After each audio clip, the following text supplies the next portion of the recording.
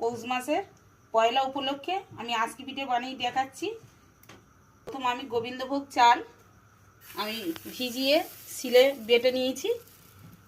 আমি একটা নারকোল, কচি নারকোল ভেঙে শাঁসটা বের করে নিয়েছি। নারকোল আর চিনি অল্প করে মিক্সড করে এই আজকে পিঠের গোলাটা দিয়ে উপরেই বসিয়ে দিয়েছি। দিয়ে ঢাকনাটা এইভাবে দিয়ে দেব।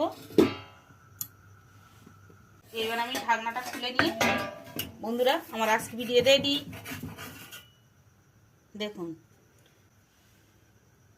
কত পরিষ্কার, কত সুন্দর। এটা নারকেল আর চিনি, খেতে ভালো লাগবে।